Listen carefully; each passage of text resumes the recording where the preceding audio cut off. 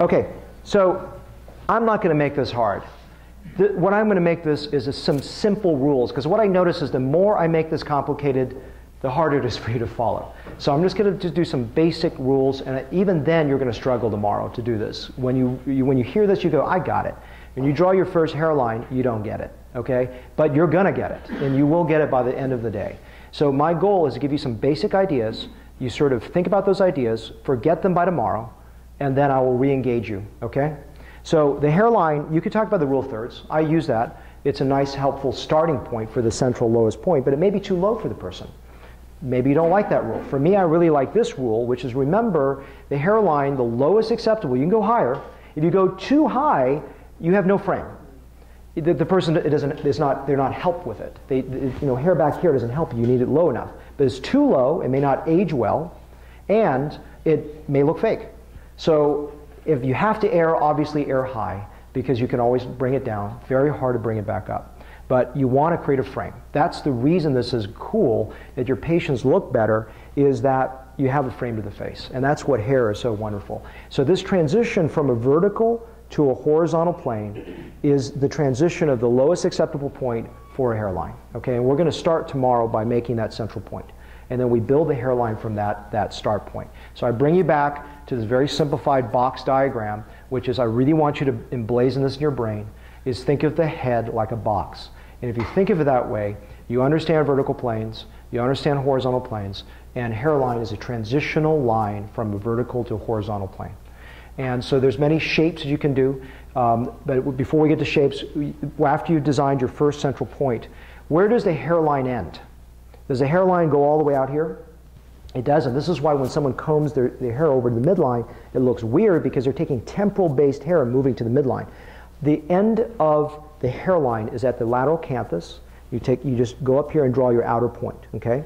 So that is where the terminus of your hairline is. And then beyond that, you're going to go on to temple hair. So you don't want to, a mistake you're going to have is draw your hairline all the way out here. So step one, to repeat, central lowest acceptable point. Step two, draw your endpoints, okay, at the lateral canthus. And again, that will be clarified when you actually put a pen to a head, and you're going to draw on each other.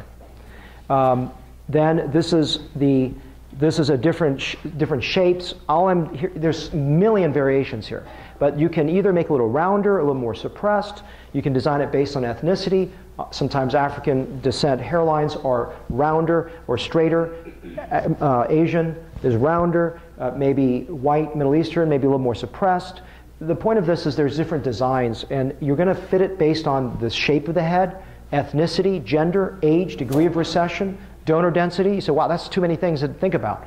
I know, but it's okay. We'll start small, build a basic male hairline, and go from there. Okay, and tomorrow's exercise is not learning how to do female hairlines.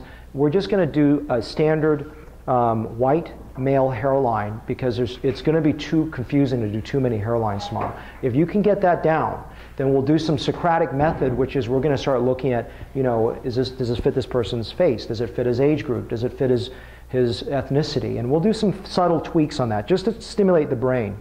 And the point of this is that if you draw a hairline that's too low and too forward, it's not going to support where the temple is. And remember what I said in my lecture on Friday, which is where the hairline is and where the temple, it's like an unzipping. And so the hair systems and hair pieces today that look so natural because they're woven, what can give them away is that their temple's back here and their hairline's all the way over here. I have a gentleman next week that I'm just going to build this temple to support where his hair system works or his hair piece works, so that they match better.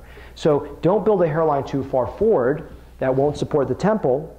And two, don't build the temple yet until you get good at this, because temples, as I said on Friday, are the last thing I want you to start with. They're very hard for you as a surgeon to be at consistently low angles that don't look crazy, and they're really hard for inexperienced teams to place into well without making them look crazy.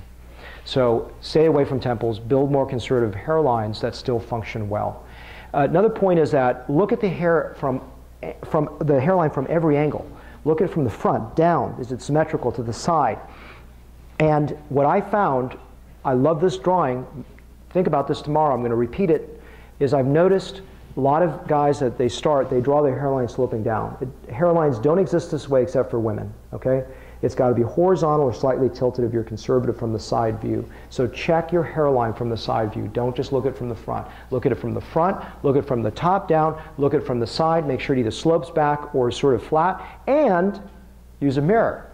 What's really cool is and what I do oftentimes, I just draw a quick hairline and go to the mirror. The reason for this is, or close one eye, because when it's three-dimensional and there's weird topography, it's when you flatten it in a mirror, you immediately see if your hairline is off.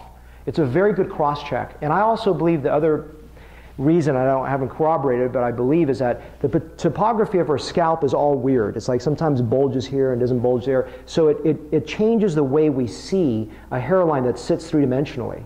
And so when they get photographed, it may look off. So you want to sort of marry the 2D and the 3D worlds and create a hairline that works very well. Do we have mirrors tomorrow? Whoever's helping me? Okay, whatever. Yeah, well, let's get. I'll make some mirrors. I forgot if I asked for mirrors. So these are the principles. 1, create a central point that we talked about. 2, lateral termini. Okay, lateral canthus. 3, create a shape, and you can sort of make a change over from convex to concave at the mid pupil as a rule, but you don't have to do that. Check it from all angles. Lateral view, tilt it down, side, make sure it works.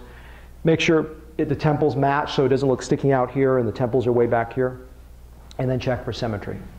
6 simple rules, and we're going to be doing that tomorrow. Okay, I actually thought the lab was merged with it, but it'll be tomorrow. And we'll repeat these things. So I'll repeat these. We'll probably have it up on the screen, and we'll go together and build this together. So it should be pretty straightforward.